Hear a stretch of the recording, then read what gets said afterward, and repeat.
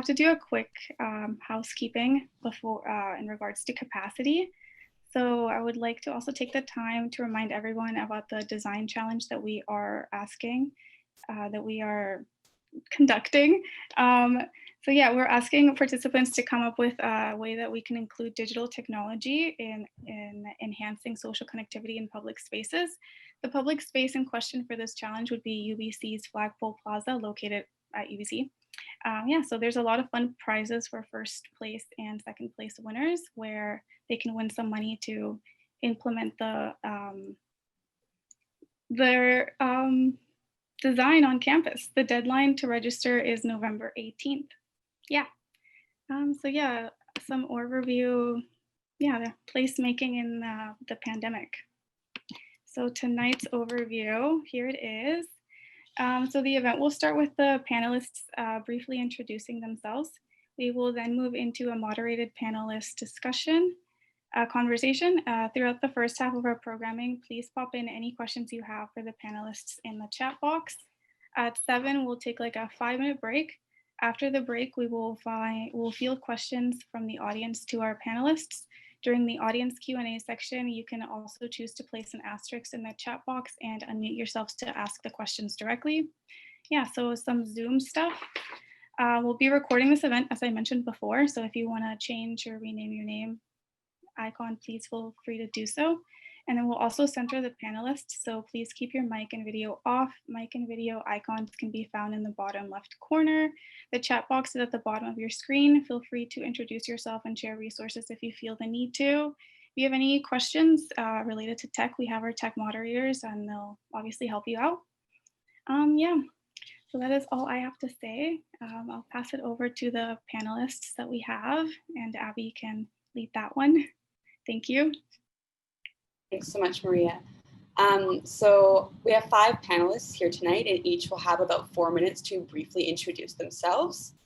So let's welcome all of our panelists: Mary Point, Deb Pickman, Heather McCain, Lisa Moffatt, and Erick Villagomez. So we're going to be starting first with Mary.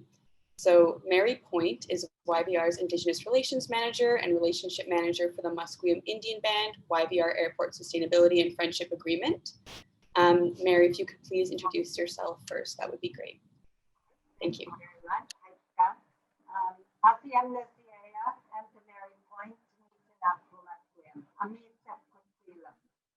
Honored guests, my name is Mary Point, and in the language of my ancestors, I welcome you to Musqueam territory. A little bit about me. I know I have a couple of minutes just to share my planning background. I studied at Langara, which is a rigorous planning program, urban planning, and I was the first community planner at Musqueam and got to work with an amazing number of talented people within the community to develop what is now known as not so much Squallowings, which is we operate with one heart and one mind. We are of one heart and one mind. It was a plan that came together over several years and over 400 meetings, all ages, to ensure that everyone felt that they were a part of the plan when we first put forward what is now known as an award-winning plan and best practice. And in order to keep things going along the way, we ensured that there were short-term deliverables as well as long-term, so that people could see actions happening and promises kept. Here at YVR, we're an airport, so we're about passengers, bags, and freight, but we're also very conscious of our sense of place. We sit in Musqueam, and so we have a 30-year agreement with Musqueam. It's the first agreement of its kind in the world between an airport and an Indigenous community. And we have a saying that we use here, meet is complement. Together, we are looking after the land and water in Musqueam. And it's an agreement that also includes scholarships, jobs, business opportunities, and a say in future development. But the most important part of that agreement is right on the very first page, right before anything else is said about the agreement, YBR acknowledges that it's in Musqueam and also acknowledges that Musqueam is on a path to self-governance and that the airport will support that. And in return, Musqueam offers to support the operations of the airport. So that's just a little highlight of some of the stuff that we're doing, but it's been a really exciting time, lots of engagement, lots of discussion, lots of inclusiveness.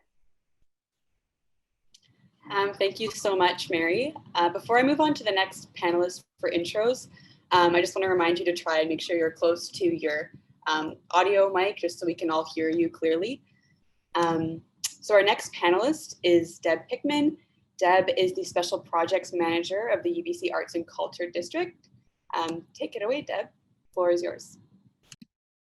Thank you. Well, I'm part of the design challenge in that the Flagpole Plaza is within the Arts and Culture District that I work on behalf of as staff at UBC. My background is that I'm an alumni of theater and film, and I'm in my 14th year as staff. So the job that I'm in is quite new. It's only about 5 years old. And the purpose of it was to align the various collective of arts and culture units that were put in the Arts District. Planning goes back to the 30s, 40s, and 50s. And the final participants of the Arts District didn't arrive until like the 2000s, the Belkin Art Gallery. So we're the MOA Museum of Anthropology, the Chan Center for the Performing Arts, the Department of Theater and Film that has 2 venues, School of Music, including UBC Opera that have 2 venues, Fine Arts that it also are connected to the Belkin Art Gallery. And it was a long-standing vision that this district would serve students spiritually, intellectually, socially, in all regards. And over the decades, the interest from the arts waned on behalf of research that didn't include the arts. I guess is part of the wrap up of that. And when Capacity came to me with this project of how could we create a more engaging, social, human environment, I was really excited because since taking this job, more than breaking down the silos between the events that happen in these units, as an alumni and as a staff member, I've always been very disturbed about the inhospitable spaces that occur between the venues. I've always been disturbed that they don't reflect students, they don't reflect Musqueam, they don't make anyone particularly welcome. When you think of Flagpole Plaza, there's huge tour buses show up, not right now, but usually 24/7. And all we've got there are some metal benches, whereas in the rest of the university, it's more wood benches. And not only that, the metal benches are back to back, and yet they're facing the most glorious view that I think one of the most glorious views I've ever beheld. So I'm super excited to be part of this project and learn from the other panel members here of how we might be able to bring the student wealth of passion and ingenuity to create some lasting change in these spaces. Yeah, thank you for joining us this evening, Deb. Up next, let's welcome Heather McCain, who is the Executive Director and founder of Creating Accessible Neighborhoods. Heather, the floor is yours. Thank you. So I created Creating Accessible Neighborhoods in 2005 after personally experiencing how inaccessible and hostile environments can be for people with disabilities. I used a power wheelchair for 13 years and currently use a walker. I've had a sensory processing disorder for my entire life. And I've experienced ableism, inaccessibility, and gatekeeping, which is when there is accessibility, but people create artificial barriers. And too often, people with disabilities have to fight to enforce our rights to exist and participate in spaces. Disabled people, often to our detriment, are considered as a special interest group, but we comprise 20% of the world's population. We are the world's largest minority. We are the third largest economic power behind the US and China. And this number doesn't even reflect the true amount of people with disabilities, because often people don't self-identify because of the stigma and prejudice that is attached to disability. So a big focus of mine is to concentrate on educating about disability being a natural part of life, that everybody will have a disability at some point in your life, whether it's temporary, episodic, or permanent. And that if you don't have a disability now, chances are you will at some point. And when you need accessibility, you will need it immediately and not down the road. Often it's not the disability that restricts the person, it's actually the negative beliefs and perceptions of others, as well as misperceptions, ableism, stigma, and inaccessible environments. And people often will assume that they don't have disabled people that use their services or in their spaces, but the reality is that 93% of disabilities are non-evident. My organization is really committed to equity, diversity, and accessibility, and we recognize that people with disabilities have intersecting identities. I am trans, queer, and disabled, and all of those identities affect how I am in spaces, how I interact with them, and whether I feel safe. We also really work to honor and respect that all identities should be included from the start and considered, and often are not. When it comes to accessibility, one should consider the opportunity for creativity and adaptability, as well as collaboration, to kind of challenge us to really think about how we perceive and interact with spaces as we create and design them, and how design can either enforce or eliminate limitations. A lot of our work is trying to ensure that people think about the options that are available. So think of an ATM machine. You've got braille and tactile. You have it at a position for people in wheelchairs. You have a headphone jack for people who need verbal announcements. And design should accommodate all sorts of bodies, brains, senses. And all too often, aesthetics are chosen over accessibility, which is something that we have to work on within design. I think there's creative ways to ensure that there's a relationship between the two, as opposed to a constant fight. And I think especially right now, providing compatibility with the availability of the options that technology has to offer us right now. During the pandemic, we've seen accessibility improve in schools and workplaces in ways that disabled people have been fighting for years. And it hasn't been lost on us that when non-disabled people required the accessibility, it was made available. And so moving forward, that's something that I really encourage people to think about how you can utilize within your space, so that even if a person can't be there physically, they can access it remotely. And I think one of the big things that my organization really works for is that access builds and strengthens community, and it facilitates meaningful social interactions. You can tell a story with access features, and you can create interactive, playful, and vibrant spaces. And design can be used to represent underrepresented populations, and that representation really matters. Knowing the spaces were created with our identities in mind really matters. So thank you for participating in this. Thank you so much, Heather. Following is Lisa Moffatt, founder and principal of Resilience Planning, a firm dedicated to equity and planning, particularly around our housing crisis and our climate emergency. Lisa, please take a moment to introduce yourself. Thanks, Abby. My name is Lisa Moffatt. I use she, her pronouns. And as Abby said, I'm the founder and principal of Resilience Planning.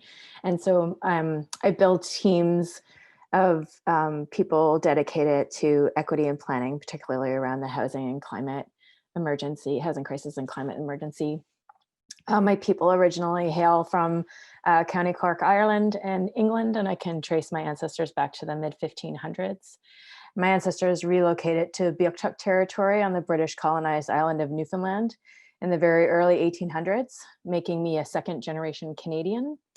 And I was raised in Beothuk territory and in Algonquin and Huron-Wendat territory, so in Newfoundland and in Ottawa, and currently live and work on the stolen ancestral territories of the Musqueam Indian Band and the Squamish and Tsleil-Waututh First Nations. I'm a white, cisgendered, currently able-bodied woman. I'm a single parent and married to a white immigrant from the United States. And I carry the advantages of my skin color, my gender identity, my ability, my marital status, and my education. I've lived in poverty, and I want to encourage us all to work to honor the hundreds of generations of stewardship of the Musqueam peoples on the lands where this design competition is located. I am also a super Scarpie. I graduated in 2005 and lived on campus in Acadia, laughing with you, Mary, and lived on campus in Acadia Family Housing. I concentrated my studies on urban design and public participation and wrote my professional project about a community-driven public realm redesign, which really was a film and a paper about equity, but we just weren't using the language back then. And when I look back on it now, I'm like, oh God, that's what we were talking about. I worked in transportation planning, long range planning, urban design, and now lead teams in equity-centered projects at the municipal level. I'm a member of the inaugural CIP Social Equity Committee, and I'm a longstanding Planning Institute of British Columbia and Canadian Institute of Planners volunteer, where I really enjoy mentoring women and non-binary planners. I am also a project management professional and a certified executive coach. And I just want to add how timely this panel discussion is. And I want to take a moment to wish everyone who celebrates a happy Diwali, and may light overcome darkness and good overcome evil. And may we all share in that vision, especially in this time in which we're living. So I'm really excited to see where all of this takes us. Thank you for inviting me. Great to have you, Lisa. Thank you. Last but not least, we have Erick Villagomez. Erick is a professor at UBC School of Regional Planning. He is also the principal of the Métis Design Build and the editor-in-chief of Spacing Vancouver. Erick, if you could please tell us a bit more about yourself. Gladly. It's hard to actually follow up on all those amazing things, so I'm going to keep mine exceedingly brief. And I don't know whether you can make me out here. I'm actually in a ill-lit room, unfortunately, as my wonderful family has kicked me out of the well-lit room to do this wonderful chat with you. But it is an honor to be here. And again, I won't, again, just the strength of the panel is incredible. So I'm literally just honored to be a part of this, and I really appreciate being asked to do this. So for me, again, there's not too much to know per se. I teach at SCARP. With a focus on urban design, both theory and methods, as well as a number of different things that deal specifically with the design aspect. I got to also had the honor of being able to teach different facets of design at different scales. So at different schools, including Emily Carr, a number of kind of private schools, and ranging from product design, landscape architecture, urban design, obviously, interior design that I also teach at Kwantlen Polytechnic University, as well as everything that relates to furniture design, dabbled in jewelry for a little bit. So effectively, as Lisa would know, I label myself officially as filler. That's all I do. If people want something, just ask me, okay, I can probably fill that void in some capacity. So over and above that, I wind up going and again, doing a lot of different things through my practice that deals with both a number of different realms of design at the big scale. We're looking again at urban design, but also do illustration, as well as information design. And then a number of different things revolving at the smaller scales, residential design as well. And dabble a bit, as was said before, in as the editor of Spacing Vancouver, which is a part of a bigger network of magazines on the urban landscape that deals with everything from inclusivity to equity, also to arts and culture. So effectively, again, filler. That would be probably the most appropriate term for someone like myself. And again, I am honored to be here amidst all this amazing panel. And I see a few names actually that are part of the bigger crowd that I recognize. So that's great as well. So thank you for having me. Thank you so much, Eric. We appreciate all of you taking the time to join us this evening, and we're excited for the conversation. So the next part is the moderated discussion. So our partners have prepared some questions that we'll be asking to the panelists. And we have about half an hour budgeted for this, and 3 questions, so about 10 minutes per question. And I want to preface it with try to be mindful of allowing the other panelists to speak as well. And if it is going on too long, like I'm going to be watching the clock as well, and so will Maria. We may like step in or interrupt just to try and move it to another panelist. Please don't be offended. We're just trying to keep on track and hear from everyone. So I will introduce the first question, and whoever would like to start responding first can do so. We can just move around the panelists. So the first question is, what is the most pressing challenge related to public spaces, either in their creation or in how you personally engage with public spaces? And kind of following on that, how can we promote inclusion and equity in public space design? It's a big one. Maybe I should talk about it. I can start. I think one of the things as I'm reading the questions that I thought of is our organization has moved away from using the word inclusive or inclusion because we don't actually find it particularly inclusive. Inclusion is something that is one group inviting another group in. So it's non-disabled people inviting disabled people in, non-Indigenous people inviting Indigenous people in. We need to move away from that, and we need to create spaces where all demographics are considered from the beginning. They are all involved in active participation, not just participation, and that participation is actually listened to and utilized. And I think for us, that's one of the biggest things. People with disabilities are used to consultation that goes into a drawer and then nothing else is done with it. And we are used to having gatekeepers and having to interact with people who act as if inclusion is a gift that they can give to certain people who are disabled enough or who fit certain kind of into a certain box, or it's a gift that they can take away at any point, and that's not very inclusive. So I think that's one of the things that we are really working on, is moving away from that fallacy of having one group in control of the access for other groups.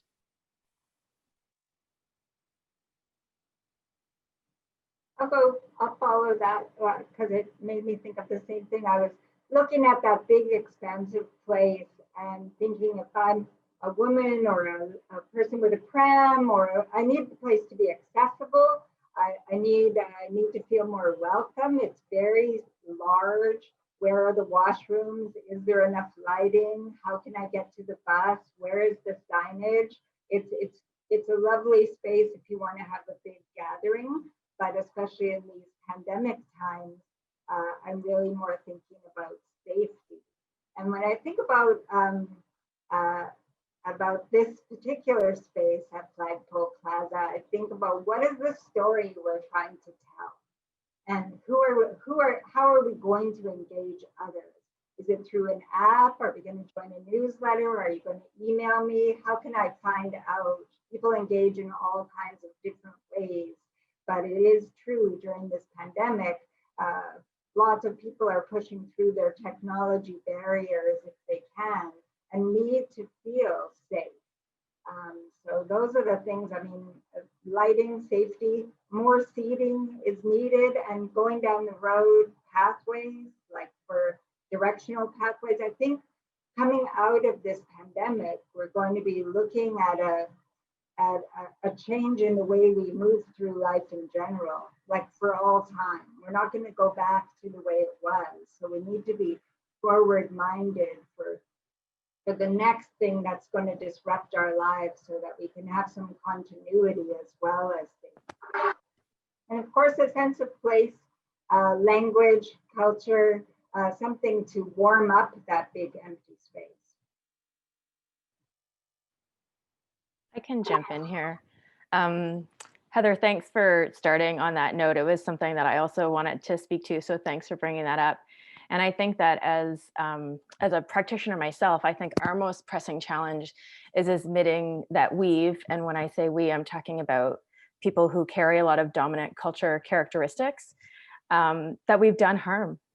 And now we need to repair the harm that we've caused to people who've experienced it because of how we design, how we permit use of space, how we permit activities in space, how we police behavior, et cetera, in public spaces.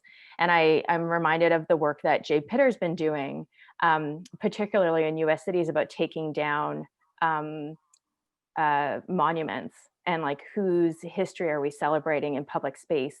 And so she has a real great equity-based placemaking practice, which recognizes power relations within communities and the place-based histories of exclusion and the social spatial dynamics that shape the character of public spaces.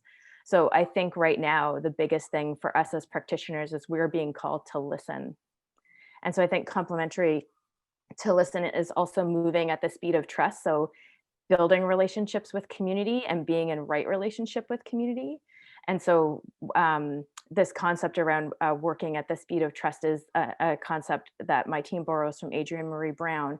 And so really establishing those ongoing and long-term relationships between practitioners and communities with lived experience, and kind of like how fast you can move through a planning or a design problem is based on how much trust you have with those communities. So, you know, I think when we watch and participating in anti-Black racism uprising, in how women are treated in public space, that these are the things that we need to pay attention to as this repair that needs to happen.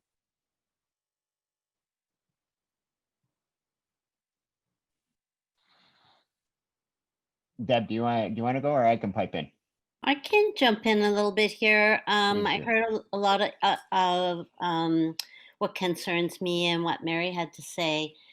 You know, there's important grand picture and a soulful picture, and also included in that are some pedestrian kinds of things that can get overlooked that are so important, like wayfinding.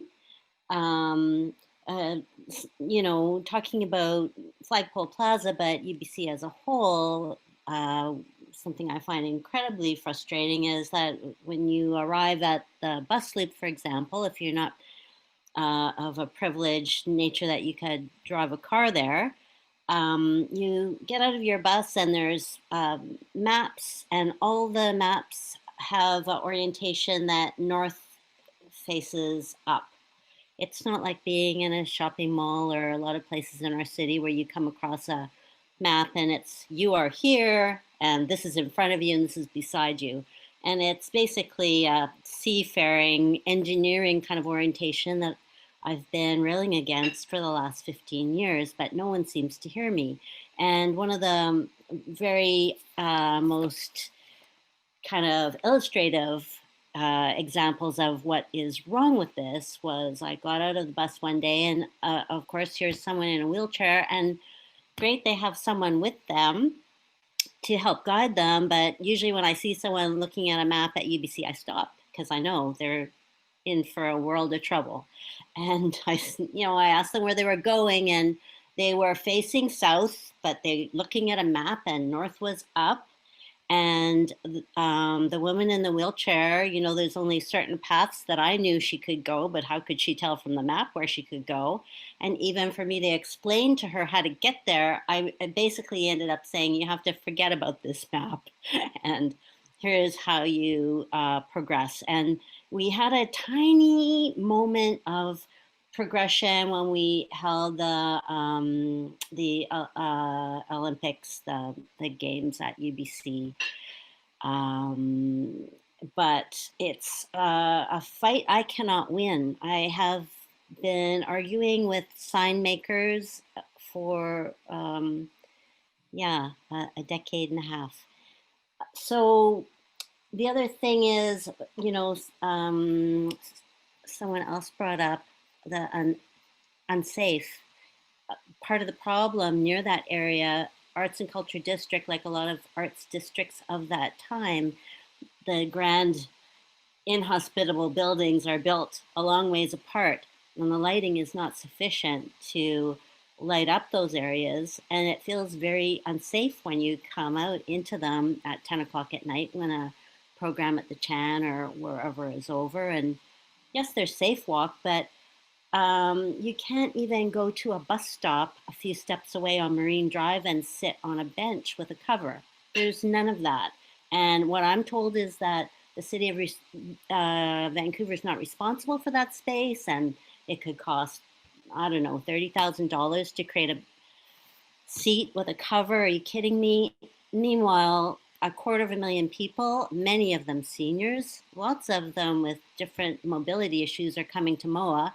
And a lot of those people don't even know what UBC is, but they're not feeling very welcome. And I see them standing out in the rain with their seniors or their little children. So I think what has to be done to, crack this open, because I think there's some fundamental arrogance that's left over, even though I know there's a lot of good heart and intentions to include community and benefit community with programs at UBC. It seems like unless you're signed up for a course and you take the trouble to find out how to get there, it's very inaccessible. So yeah, thank you.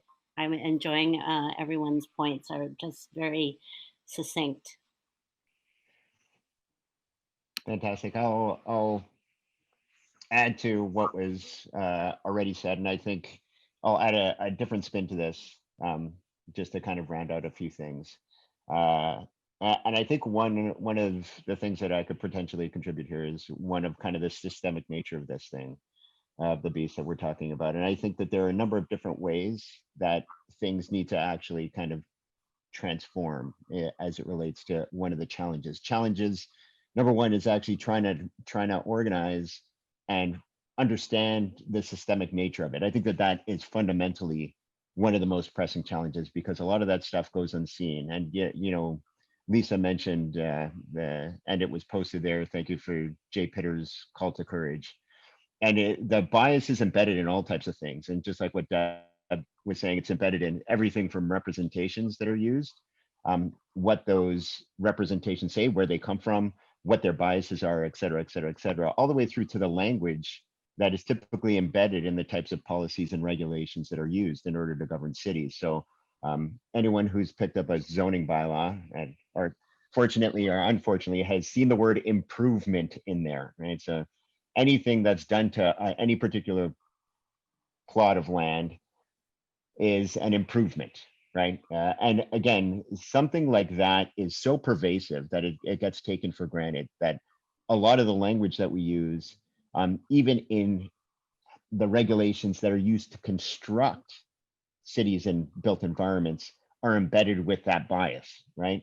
So you wind up seeing a lot of these things. And again, as was mentioned before, and I think that it's an important note, is, for example, the military history of the plan drawing, that is really the staple of planning, period, right? That representation, whether it's zoning plans, et cetera, et cetera, et cetera, that has a military history, a Western military history that, again, often just goes unseen and taken for granted. It's like, oh, these are common ways that we use to represent cities, without necessarily recognizing that there's a bias inherent within that, within something, again, as seemingly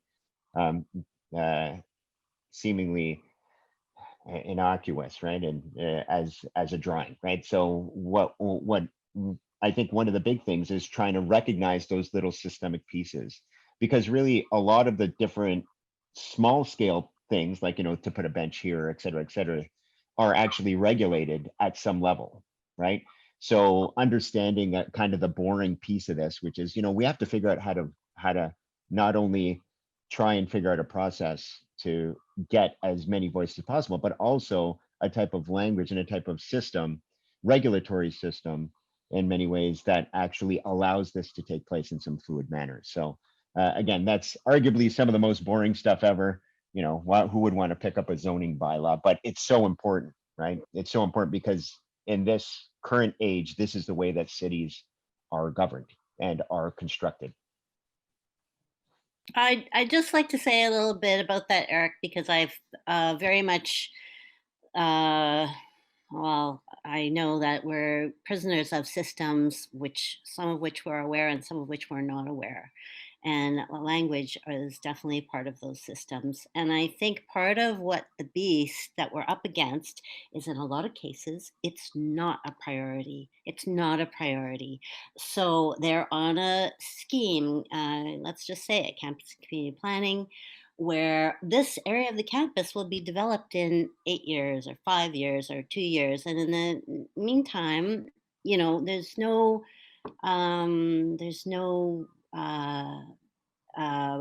wholesale approach to making the campus accessible and comfortable and reflect the nature of the people who have who own it and have lived there since time immemorial, and the students that populate it today. Yeah, thank you to all our panelists for making points. We are at the 10-minute mark for that question, so I'm going to pass the mic over to Maria to introduce our second question. Okay, thanks, Abby. I just wanted to say, I think the point on inclusivity made by Heather is quite important. I don't know, I hadn't heard that before, but now really thinking about it, I think it's something that, yeah, of course, we need to consider how inclusivity is being conducted and by who and what privileges that person has. But our second question is a little bit, it's more towards the pandemic. So what is the most pressing challenge related to public spaces, either, oh, sorry, that's the first question. In regards to public space engagement, what challenges and/or opportunities do you see emerging from the COVID-19 pandemic? How do you think COVID-19 has irreversibly changed the way we see and use public spaces? I think Heather, if you wanted to start off, that would be good as well, or anyone. Thank you. Sure. One of the things I found interesting about the pandemic is personally, I'm having my most successful year ever because for the first time, I don't have to worry about transportation. I don't have to do the recons to event spaces to figure out the day before if it's accessible, how I access it, where I go.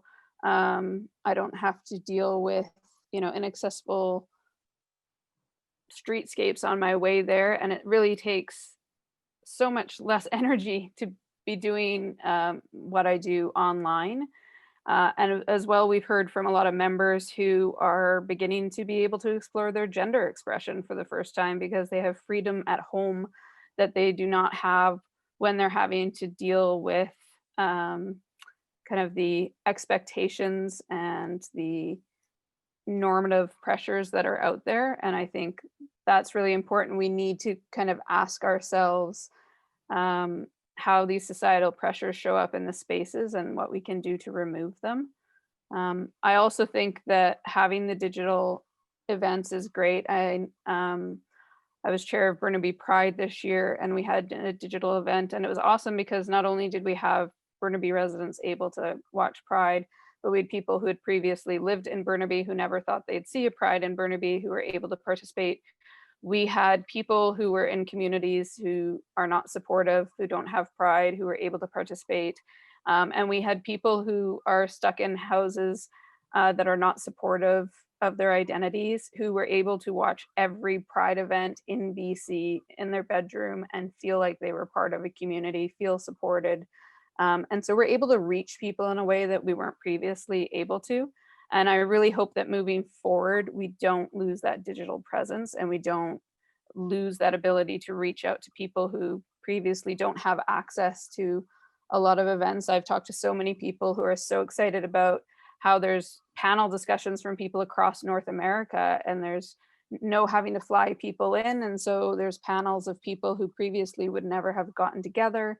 And there's people who just feel more freedom in being able to attend events by being in their bed at home and comfortable. So I really hope that moving forward, we don't lose that digital ability. And we also think about the societal pressures that we have, that we place on people and that we interact with and also are part of, and what we can do personally as well as within spaces to be better.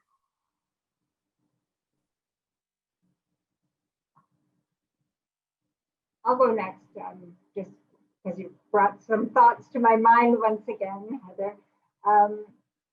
I think we've got the whole world redefining what is accessibility and inclusiveness.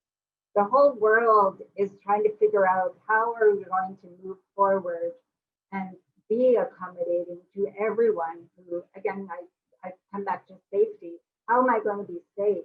How is my business going to continue if we don't have a plan for safety, for accessibility? And I think about pre-COVID, people hung a little bit tightly to their data, and now everyone wants to share data to find out if we want to be inclusive, who are we including? Who are we not thinking about? Let's have a look at all of our demographics and see what do they need, and let's ask them what they need, because I need my business to open, I need my daughter to go to school, I need, we need to get back to some form of life outside of our bedroom.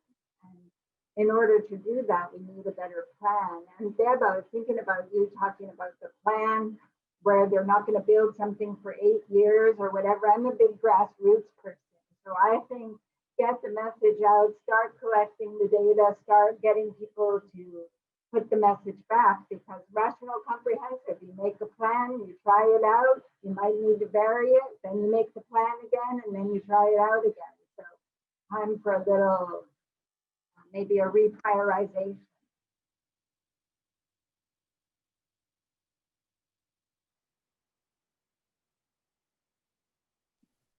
I'll jump in here. Awesome. Thank you. I guess like another thing I'm learning about the kind of language that we're using in COVID when I'm listening to BIMPOC communities is the use of the word opportunity. And Amina Yasmin spoke on a panel at a Vancouver City Planning Commission webinar, and I've sent my additional resources, and that's listed on there. But whatever we might say as an opportunity is something that BIMPOC and the disabled community and the LGBTQIA2S+ community, they've all been saying this for years. And finally, like, other people are listening. So I just wanted to call that out. And then I think the attention given to public spaces during the pandemic that, we've seen, it has exacerbated the disproportionately negative experiences that a lot of people do have in public spaces, particularly those who've been historically, systemically, or persistently marginalized or otherwise vulnerable. And particularly when we look at the conversation about the need to defund police, and when we talk about safety in public space, oftentimes we talk about CPTED, crime prevention through environmental design, and even Jane Jacobs talks about eyes on the street. But we also have to think about whose values are built into those approaches and who's protecting who from whom or what. And so I think Mary, to build on your point about safety, like, these are things that we need to think about when we talk about safety in public spaces. One thing just on safety that I learned from Moffatt Bayen, who's the executive director of the Wish Drop-In Center, which is a support center for women working in the street-based sex trade in Vancouver. She said that if sex workers feel safe in the public realm, everyone will feel safe.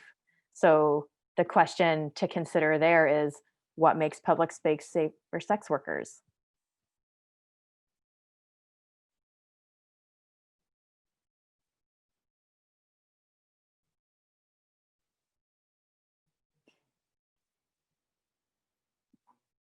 Did you want to go ahead, Eric? There you go. I had 2 mutes on. Yeah. So Okay, I was going to ask sorry. Debbie if she wanted to take it, but I'm happy to go.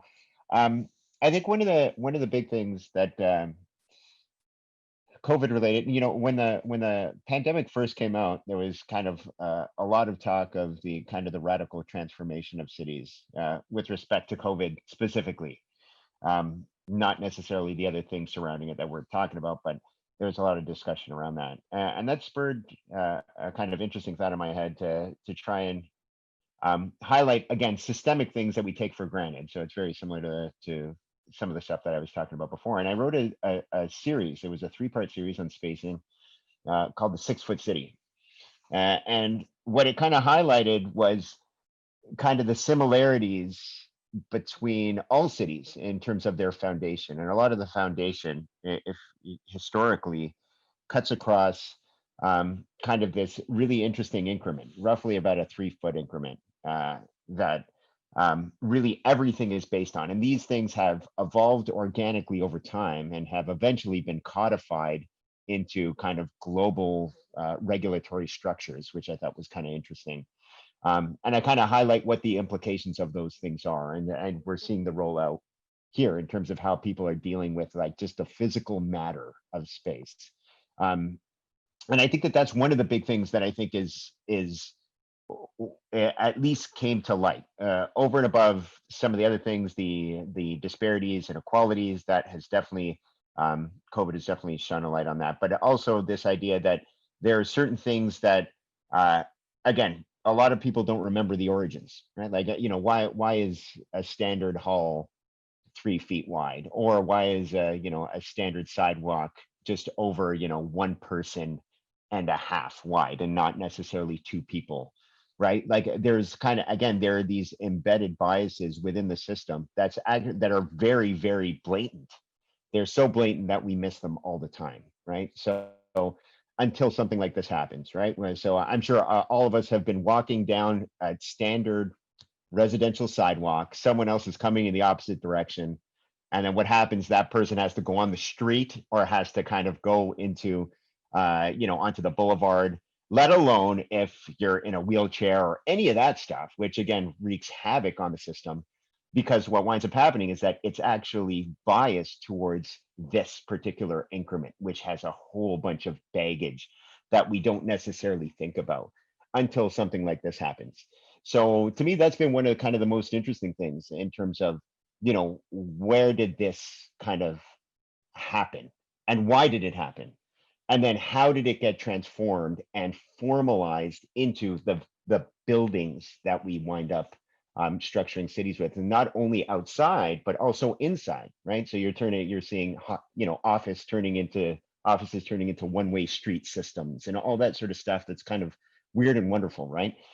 So I think that to me has been one of the big things that I think people have begun to know. It's brought to light these things, right? Like, wow, like these spaces are tight. The moment that you try and double it from a 3 foot to 6 foot, all havoc breaks loose, which I think again has a whole bunch of implications in terms of not only just kind of the quote unquote average person, but like some of the other ones again who wind up having different disabilities, temporary or not, that have to use these things. But again, until now, it's just been kind of like, oh, it is what it is, right? So I think that that's kind of one of the interesting side effects that's happened in light of COVID.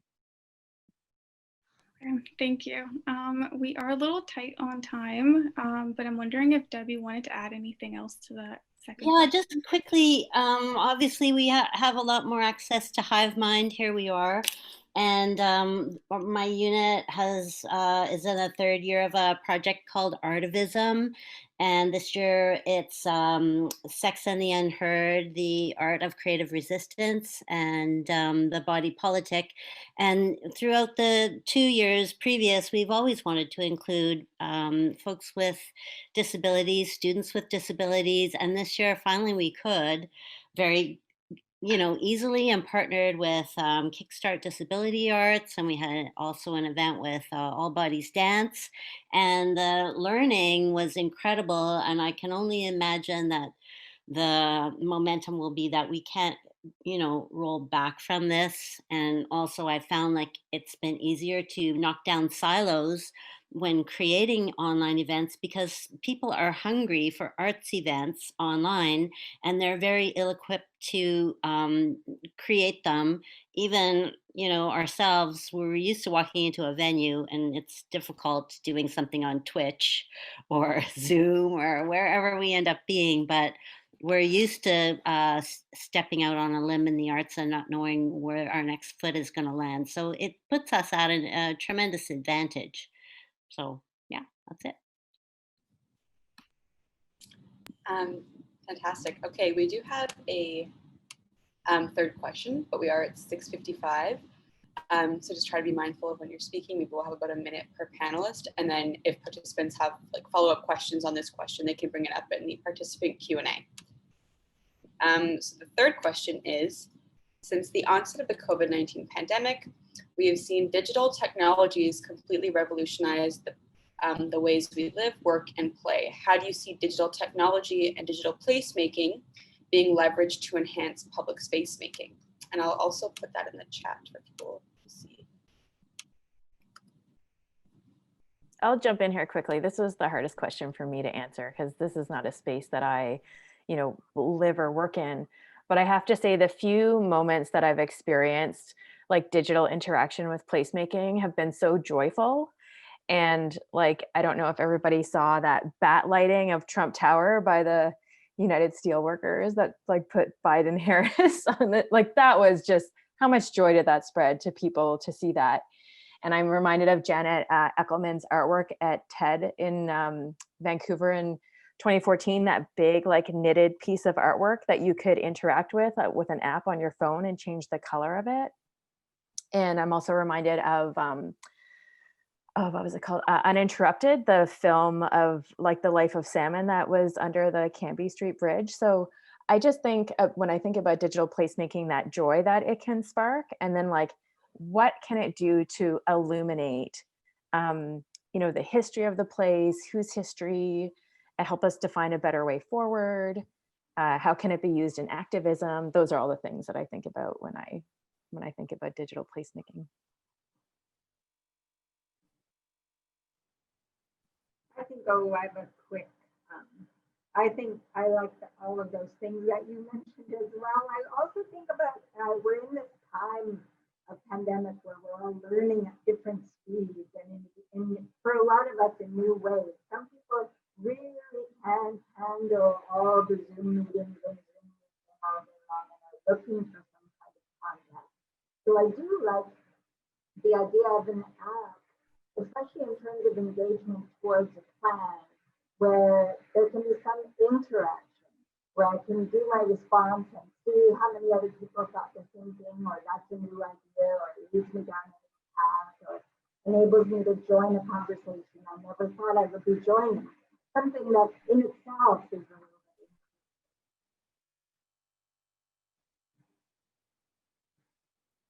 bit. I kind of thought of 3 apps when this was mentioned, and one of them is called Be My Eyes, which is an app for sighted people to help non-sighted people. And essentially, you know, whether it's them picking an outfit for the day or trying to find an entrance in a building, it's something that can be utilized. And I think there's great opportunity for disabled people to utilize technology in public spaces. Blind and partially sighted people have access to GPS like they've never had before. You can have alerts for navigation with wireless beacons that if you get off a SkyTrain station, it'll tell you where the elevator is. Another app that I thought of was Shake for Safety, which is an app that you can program it so that if you like tap it 4 times, then it starts to audio record and video record and send an emergency message to somebody. So for those who don't feel safe at night or are walking alone, it offers them an opportunity to have additional safety or to send alerts. And the third one was somebody created in the US, which was that they were tired of seeing only men in the statues around town, and they created an app where if you held it up to take a picture of the male statue, then it would give you a female statue beside it on your phone and give you information about women who had also, you know, been in wars or were part of American history. And I always thought that was such a great use of app technology. So I think there's so many different ways that technology can improve placemaking. Heather, what was the name of that last one? That sounds awesome. I don't remember actually, sorry.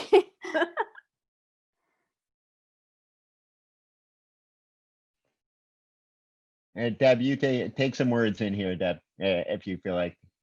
Well, or do you, I just want to say, Lisa, we bought some outdoor high-powered projectors and all-weather protectors from that installation about the salmon, and I cobbled together some money from sustainability and campus planning and Dean of Arts, and they're going to be mounted in a couple months. It's taken 2.5 years since I bought them. But the thing that I think about digital placemaking, this is the time for people to focus on it, and there's going to be a lot of focus on it. And I'm also super excited moving ahead because I don't feel that students will move away from this type of connectivity. I think all the steps that we make in creating exciting online events, it will not be wasted, and it's very exciting to be able to include everyone for a change, or almost everyone. Yeah, I'll wind up trying to round this out again, just trying to keep it tight. I think there are a few things. One, I think that there needs to be some clarity in terms of how digital technologies have kind of actually already been. So things like GIS and all that sort of stuff that's already used to create cities has already revolutionized things, even though it doesn't seem to. This is behind the scenes stuff that is kind of happening, and again has its own biases, et cetera, et cetera, et cetera. Number two, I think that there's a number of ways that digital. I'm like neck deep into this, so I can talk about this for a long time. Unfortunately or unfortunately, I'm not sure, but I think that what winds up happening, there are a number of different kind of pieces that digital technologies can play with. And I will point you to someone in the crowd here, Yuval Fogelson. He's somewhere in here. I saw his name, who's doing a research about that and this idea of kind of digital technologies and how that's been going to kind of understand and represent cities. So, you know, he talks about a high frequency city, which is the city of quick pace change that is part of digital technologies, and kind of like the low frequency city, the slow things, the concrete and the the built matter. That these two are in many ways diametrically opposed to one another. One's changing super fast, the other one changes super duper slow, right? And how to kind of navigate that landscape and that terrain. So Yuval, maybe at some point in time you can pipe up later on and just say what's up. And last but not least, I think that there's something really that we have to be mindful of when we're dealing with digital technologies. One is that there's an intention behind it. And then number two is that there are unintentional consequences. And there's a gap between those two. And I think that it's important to keep those two in mind. Some things, as we've seen as with many technologies, start out with a very kind of wonderful idea behind them. But then as they wind up being put in place, what winds up happening is that these unintended consequences, and some of them are positive unintended consequences, some of them are negative, are really, they start kind of taking over the technology itself. So it's important to kind of recognize that gap. The gap of, that's a gap of creativity and innovation, but it's also a gap of destruction, right? Which again, we've seen as things have rolled out as it relates to cities in particular. But it's really interesting to note that the speed difference between digital things and physical things. I'll leave it at that. Thank you. So we've reached the end of our moderated discussion. So we're going to be taking basically a 5-minute break now, and we'll come back at 7:09.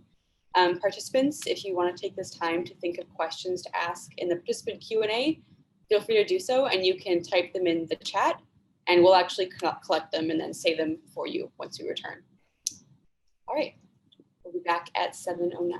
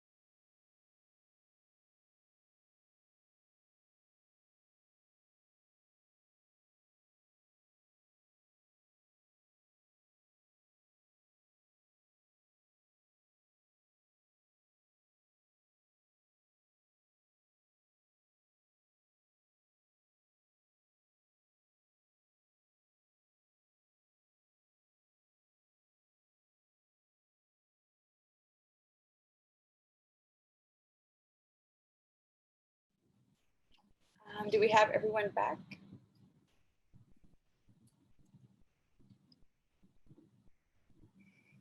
Okay. Yeah, so we can get into the next portion. I'm just looking at the chat box here. The first question I see is directed at Eric, and it comes in from Hannah, who is asking, Eric mentioned something about the word improvement being used a lot in zoning codes and how that relates to embedded bias. She's wondering if you could expand a bit more on that. Yeah, it's a really interesting, it's an interesting word. I've always found it interesting, and again, it comes from historically, it's a Western bias, the idea that one would wind up going, and that the land itself didn't have value. That's fundamentally the basis of it, until humans came in and transformed it in some way, right? So people would go, and when you'd build a building on a plot of land, that would be considered a quote unquote improvement. And again, how there's no issues and questions around ownership. It's just, if there is a plot of land, the idea that you would have to transform it with some human system would automatically improve it. And again, this is embedded in everything code related, and you'll find it everywhere, virtually around the world. That this idea that in order to improve something, you must do something to it. And again, we know the implications of that ecologically, et cetera, et cetera, et cetera, that wind up happening as a result of these types of, I wouldn't even call this kind of implicit. This is an explicit bias through language.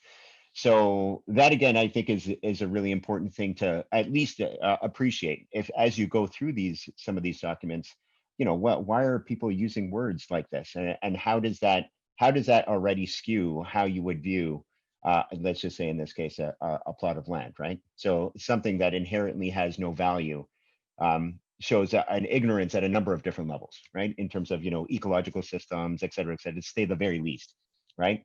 So I think it's important to be critically reflective of some of these issues that come up again constantly, but again aren't really discussed at all. It's just something that people assume is fine, right? And the fact that assumption exists really shows kind of the state of affairs of where we are at some level.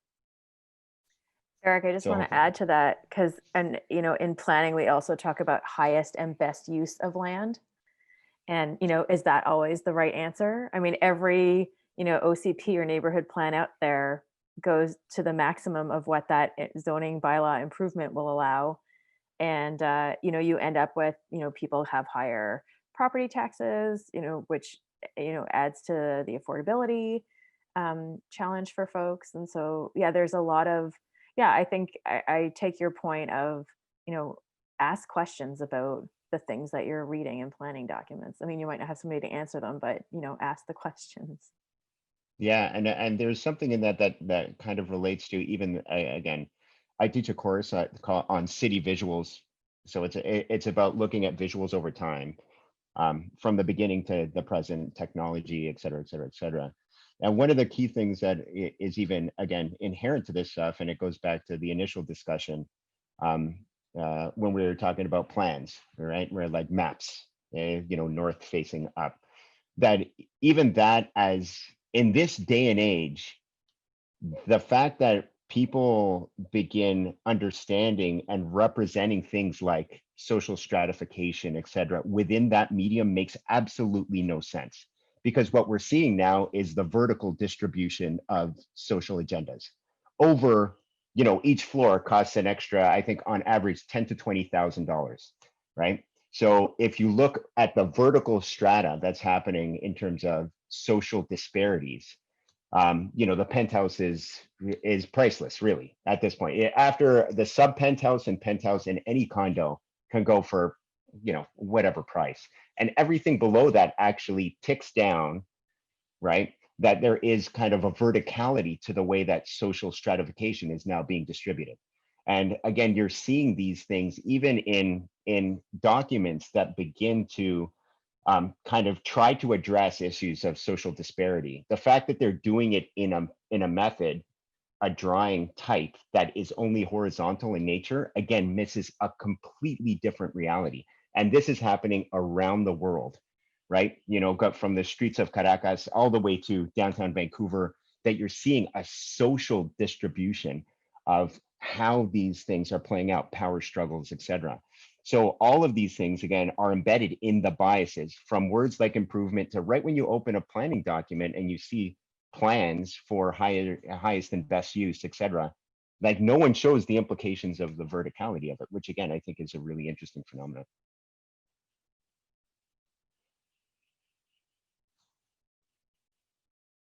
Yeah, thank you. Did any of the other panelists want to add a little bit onto that question, or should I read out the next question from a participant? Okay, seeing the silence, I'll read out the next question. Lynn was asking, could you talk a little bit more about the 6-foot man and design and the unknown biases that are in planning?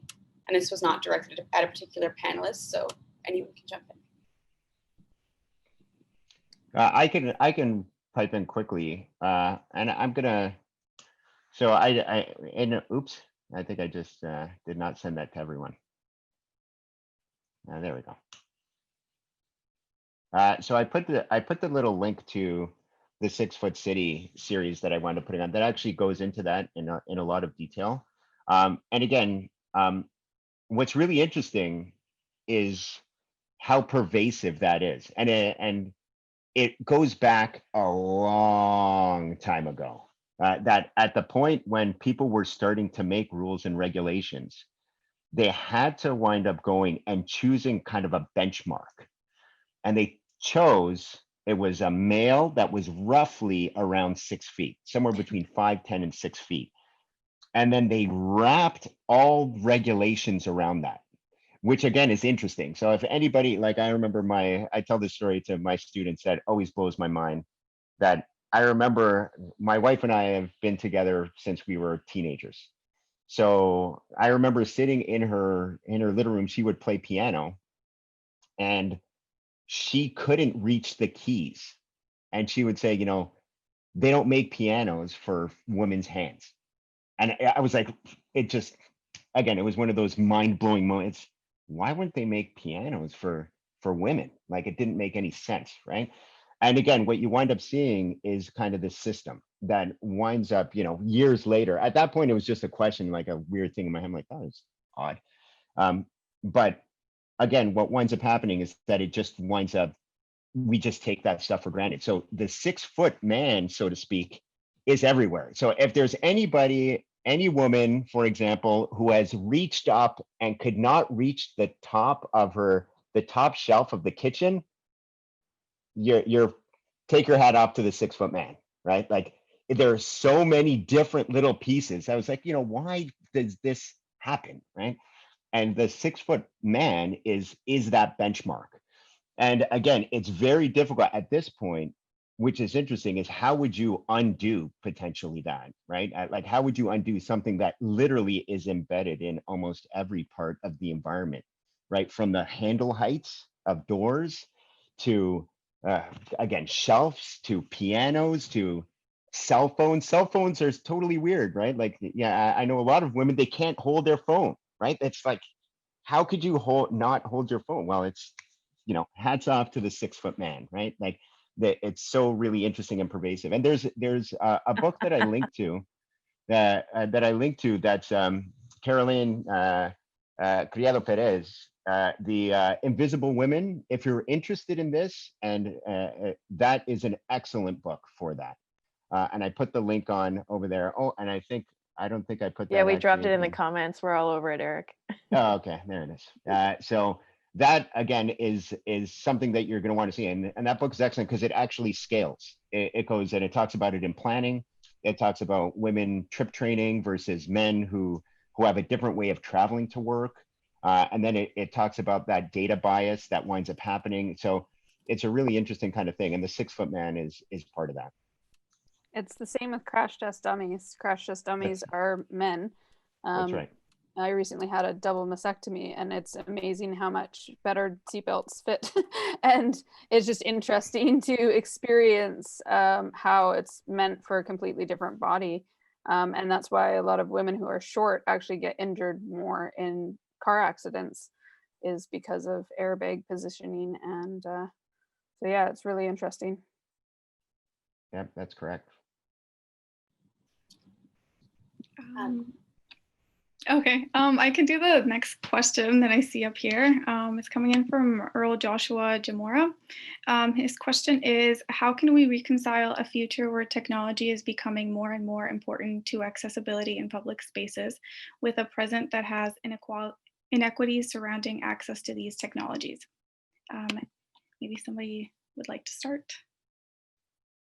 I think that's an excellent question. I mean, it's conversations that we're having in poverty reduction groups about the need to have better access to internet. And recently, there's been a little bit of improvement. And so people who are on disability now can get a lower income account with TELUS, and that's an improvement. But we also need to think about geographical location as well. So it's great that we are able to have all this technology, but people who are in northern BC don't necessarily have the same access to technology that we have. People who live in remote communities, remote reserves. And so we have to make sure that we take that into consideration as well. And so I think that's a really good question, and it's a conversation that we definitely need to have. And it should be something that is just available to people within communities. And there is progress in that, there is movement, but we still have a long ways to go.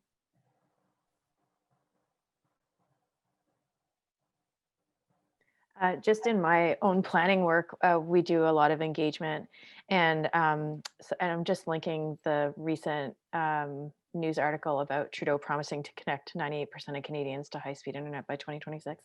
But something that we do is we take part of our consulting fee and give it back to participants to help break down those barriers to participation. So if it's renting technology, we're not doing anything in person these days, but it would be, you know, providing transportation, childcare, providing food at an event, whatever it is that helps people voice their opinion, their feedback, their concerns about a project. So it's something that we definitely consider, because, you know, historically the people that show up to just open events are older, white, gray-haired property owners, typically men. And, you know, how do we balance the conversation? So a lot of the work that my group does is through, you know, connecting through community service organizations, or using already established relationships that we have or that the municipality has with the community, and then have a conversation initially about how best can we engage with this community, what might be the barriers, what's a great time for them, you know, what can we provide, what do they need to participate. So yeah, you know, the digital technology seems really easy at first because a lot of us have it, but for those who don't, it can also be an additional barrier. I'm going to jump in on that too, just to say during this pandemic. Mary, I think you need to lean closer, and yeah, I can't hear you. Oh, okay. I'll jump into that too, just to say that during this pandemic, we've got kids at home, that if you have more than one child that's trying to be on learning programs, and I need to be at work, and there's noise in the background, and I have a laptop, but if we all have to use it, then what is that all about? So I really think where we're heading is not just that some people have it and some people don't, or that everyone needs to have a laptop or a phone, but I think the platform needs to provide some more options. I think we're not looking at all the different ways that we can engage and learn and be a part of digital life.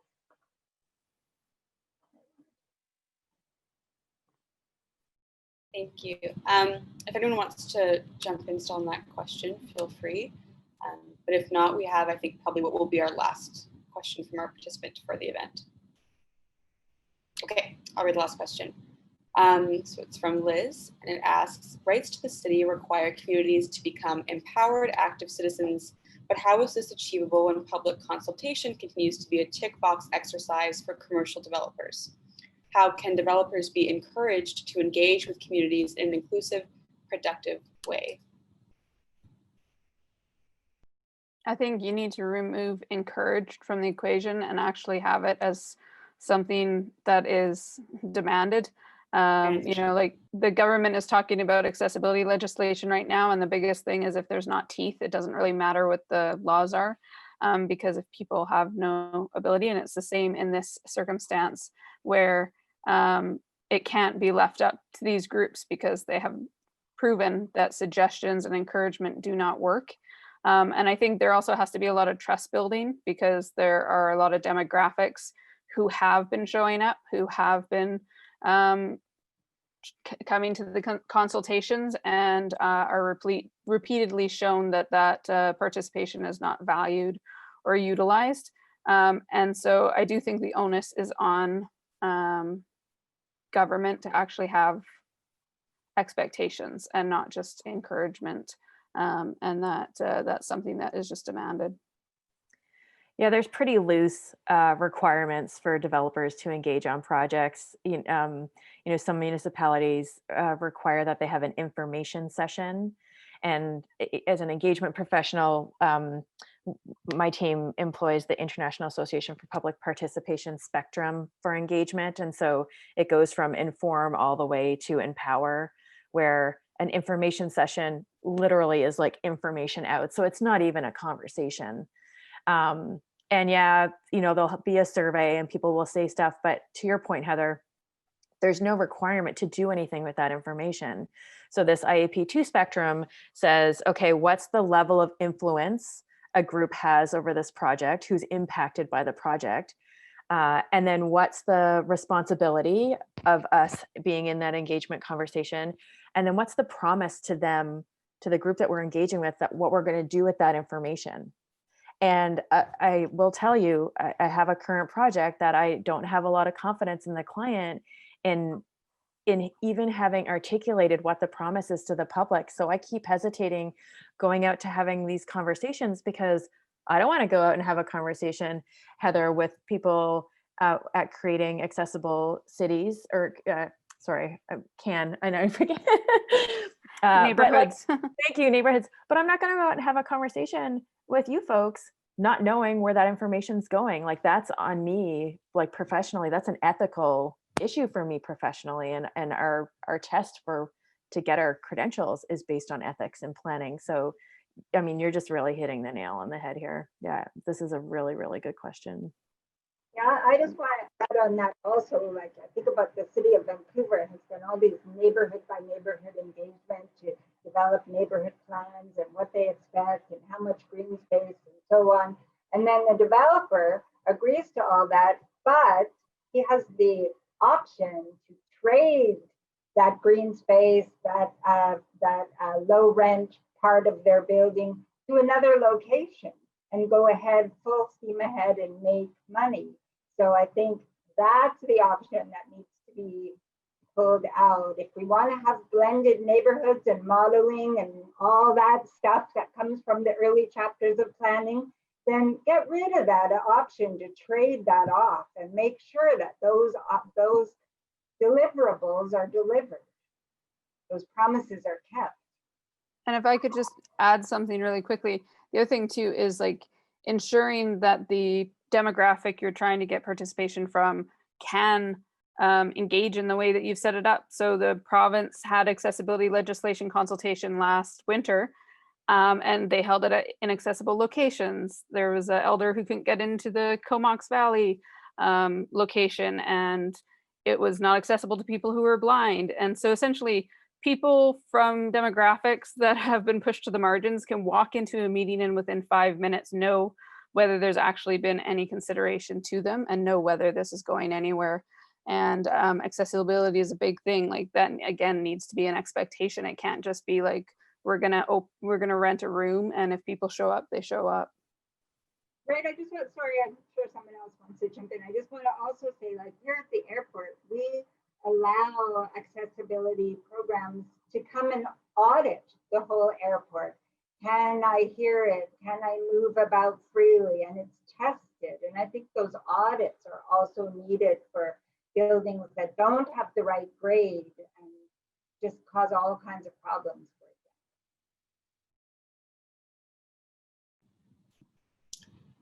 Okay, thank you. So unfortunately, we're at 7:30. I know there was, I think, a couple people who had further questions. So I will invite, if panelists are comfortable, this is not a requirement or anything, but if you want to put contact information for people to reach out to with questions or a social media handle or Twitter, feel free. And then, yeah, so in closing, all the partners, so WTC, ArtLink, and UBC Capacity, want to thank all of our panelists, Deb, Lisa, Eric, Mary, and Heather, for attending tonight and sharing your work, as well as answering all of these questions from attendees and from us. We'll be following up with you all after this with the recording, as well as for honorariums. And further, we're hopeful that your knowledge shared will help guide our design challenge participants as they progress. Also, if you could place your email in the chat on Zoom, so participants in the design challenge can contact you for brief mentorship opportunities should they wish to get some advice on their designs or space activations. And future participants, the design challenge registration is open until November 18th via our Facebook page at UBC Capacity. So be sure to head over there and register as soon as you can, either as an individual or maximum a team of 4. And also we want to thank the UTown Community Grants, Rising Youth, Taking It Global, and the Government of Canada for their funding to support this design challenge. Okay, so thank you so much everyone for attending. We're really looking forward to seeing all of the designs and space activations that come out of this design challenge for the Flagpole Plaza. Thank you, everyone. Thank you. I just Thank want to you. say Thank you. it's Trans Awareness Week, and we're part of an event that's co-produced at UBC on Thursday. Transcripts is going to be streaming online, and I just put the link in the chat. And there's a panel discussion after, isn't there? The post show. There is on both the night after the performance and the night after, and it's for folks with lived experience of trans life and folks that have not, in separate groups. Thank you. Thank you. Thanks, everybody. Thanks, Have a great everyone. Thanks, evening. everyone. Bye. Thank you.